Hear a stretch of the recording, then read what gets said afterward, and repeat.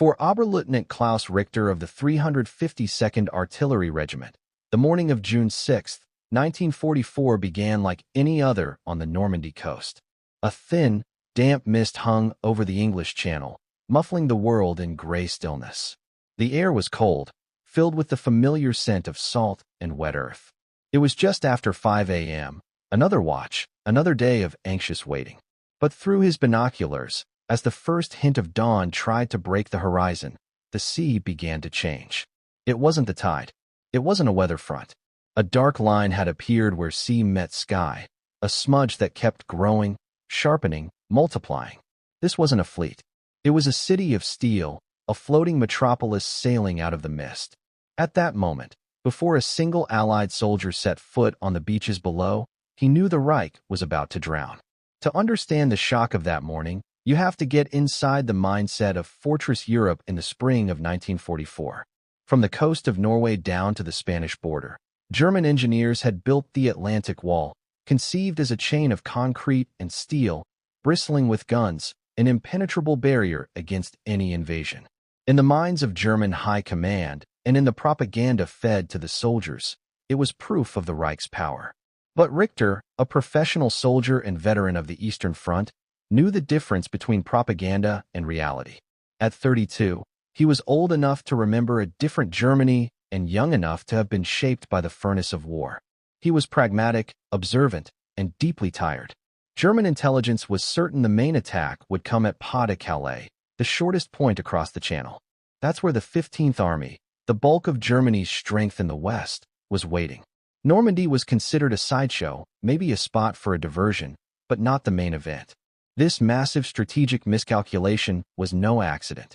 It was the result of a brilliant Allied deception campaign called Operation Fortitude, and it left the Normandy defenders dangerously exposed.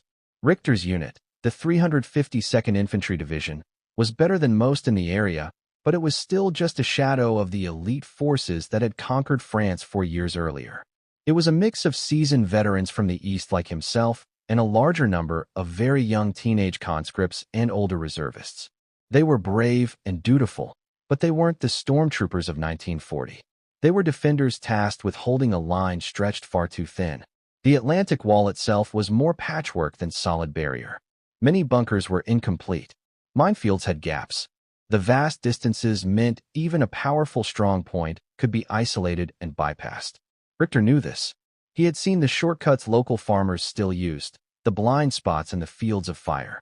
He had professional skepticism about their chances against a truly determined assault. In the weeks leading up to June, Field Marshal Erwin Rommel, tasked with improving the defenses, had been a whirlwind of activity. He ordered millions of mines and thousands of jagged steel obstacles placed on the beaches. The men called them Rommel's asparagus. Rommel understood a truth that the high command in Berlin seemed to ignore. If the Allies weren't defeated on the beaches in the first 24 hours, the war in the West would be lost. Allied air power would shred any German reinforcements trying to move to the coast. But what happened next would make even Rommel's preparations seem futile. On June 5th, the weather turned. A storm blew in with high winds and rough seas.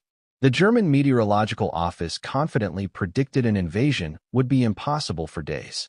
This forecast allowed many senior officers to relax. It was why Rommel himself wasn't even in France, having gone home to Germany for his wife's birthday. The storm would keep them safe. So as Richter stood watch in the pre-dawn chill of June 6th, the mood was routine. The storm had passed, but the sea was still choppy. No one expected a thing. He was looking east when he first saw it. A flicker. He raised his powerful Zeiss binoculars and focused. His heart, which had been beating in the slow rhythm of a night watch, began to hammer against his ribs. It wasn't a flicker. It was ships. Not a patrol, not a raiding party. Hundreds of them. And behind them, more and more still. He swept his binoculars left and right. Everywhere he looked, it was the same. The sea was no longer gray water. It was a solid mass of dark, menacing shapes. He felt a cold dread creep up his spine. It was the feeling of a man looking at a math problem he could not possibly solve. For a long moment, Richter just couldn't process it. The sheer scale was an insult to logic. German intelligence had estimated the Allies might muster 3,000 vessels for an invasion, and even that would have been monumental. What he was looking at was something else entirely. He tried to count, but it was a fool's errand. His brain, on instinct, began to categorize. He could make out the hulking silhouettes of battleships and cruisers. He saw swarms of smaller, faster destroyers circling them like wolves. And then there were the others, the endless, uncountable others. Landing craft of all shapes and sizes, packed so densely they looked like iron filings drawn to a magnet. The official number for the entire operation would later be confirmed at nearly 7,000 vessels, an armada from 8 different nations. It remains the largest amphibious invasion force in history. But to Richter, it wasn't a statistic. It was a physical presence that seemed to bend the horizon, a declaration of industrial power so immense that it made everything he'd ever known about warfare obsolete. Germany had built a wall of concrete. The Allies had responded by building a bridge of steel. He grabbed the field telephone, his hands slick with sweat. The voice on the other end was tired, dismissive. They had reports of a few ships, a possible raid. Stand by. No. Richter's voice was strained, urgent. They don't understand. It's not a few ships. It's thousands. The entire sea is covered from horizon to horizon. This is it. This is the invasion. There was a pause, disbelief. Richter could almost hear the man picturing him as a hysterical junior officer, spooked by shadows. The response came back. The sea conditions are not suitable. Your reports are wrong. Richter shouted, his voice cracking. He was looking at it with his own eyes. He slammed the phone down in frustration. It was too big to be believed. He tried another line to regimental headquarters. The invasion fleet is here, he told his commanding officer. Thousands of ships. The major's voice was skeptical. Are you certain? The weather. The weather is clear enough to see the end of the world, Richter replied, and it's sitting in the English Channel. The chain of command was paralyzed by a failure of imagination. Their plans, their maps, their intelligence reports, all of it was being erased by the reality floating a few miles away. While Richter was watching the fleet, the high command was focused on reports of parachutists inland, assuming they were the main event. No one was looking at the sea, but Richter wasn't going to wait for them. He shouted orders to his men. Roused by the commotion, they stared out from their positions, their faces a mixture of awe and terror. They saw what he saw. The drills were over. This was real. The heavy shells were brought up from the magazines. Rangefinders called out numbers that seemed impossibly large. The giant barrels of the cannons, silent for so long, elevated slowly, pointing their noses toward the impossible fleet. The order finally came just before 6 a.m. Engage at will. For Richter, it was a release. The paralysis of disbelief was broken by the familiar clarity of action. Fire, he roared. A moment later, the ground trembled as the first gun fired. Then a second and a third. The shells screamed out over the water. Richter tracked them through his binoculars, a surge of professional pride mixing with his dread. He saw plumes of water erupt in the midst of the fleet. A miss, then another. His men were good. They adjusted their aim, firing with a disciplined rhythm. And for a brief moment, they made their mark. Richter saw a direct hit on an American destroyer, the USS Corey. There was a flash of orange and a puff of black smoke. From Richter's perspective, his guns had drawn first blood as the ship listed, crippled, and later sank. A cheer went up from his men. For a few minutes, it felt like a real battle. It felt like their training mattered. But the feeling was fleeting. After the Corey was hit, the fleet did not scatter. It didn't slow down. The gap in the formation was simply filled. The endless lines of ships kept coming, an iron tide that couldn't be stopped. His guns fired again and again. But for every one ship they might harass, 100 sailed past untouched. Richter felt a profound sense of futility wash over him. He was a man with a bucket trying to empty the ocean. He looked past his own shell impacts and saw the larger picture. The Allied battleships, ships like the USS Texas, were now turning their massive 14-inch guns toward the shore. Then came the reply. It started as a low rumble from across the water. He saw flashes of light from the big ships, like a silent lightning storm on the horizon. A few seconds later, the air around him began to tear itself apart. The ground began to heave. Geysers of earth erupted from the fields. The systematic industrial process of dismantling the Atlantic Wall had begun. Where was the German response? Where were the panzers? Where was the Luftwaffe? Richter scanned the skies and saw nothing but Allied planes. Fighters, bombers, transports. They owned the air completely. German doctrine called for armored counterattacks. But the closest armored unit, the 21st Panzer Division, was paralyzed by confusion and the need for a direct order from Hitler's headquarters. When it finally did move, it moved without air cover into a sky black with Allied fighter bombers, and it was decimated before it even reached the front. It was in that moment, with his own guns firing and the sky raining steel, that Richter understood this wasn't a fight. It was an extermination. The Allies weren't trying to outmaneuver him. They were trying to erase him. As the naval bombardment intensified, something in Richter's mind shifted. The tactical part of his brain shut down. It was replaced by a cold, terrifying clarity. He was no longer seeing ships and soldiers. He was seeing the system behind them. He was seeing the factories. Through his trembling binoculars, he looked past the warships and saw in his mind's eye the assembly lines of Detroit. He pictured factories churning out trucks and engines on a scale Germany could only dream of. The logistics of this invasion, the ability to supply hundreds of thousands of men on a hostile shore, wasn't a miracle. It was a simple result of that industrial output. He looked at the sky filled with an endless stream of transport planes and fighter bombers. On D-Day, the Luftwaffe flew maybe 300 sorties in all of France. The Allies flew over 14,000. For every one German plane in the sky, there were more than 40 Allied ones. The reason wasn't a failure of German courage. It was the factories. And then there were the tanks. He knew the reputation of the German panzers. The Tiger and the Panther were technologically superior, feared by Allied crews. But that superiority was a strategic dead end.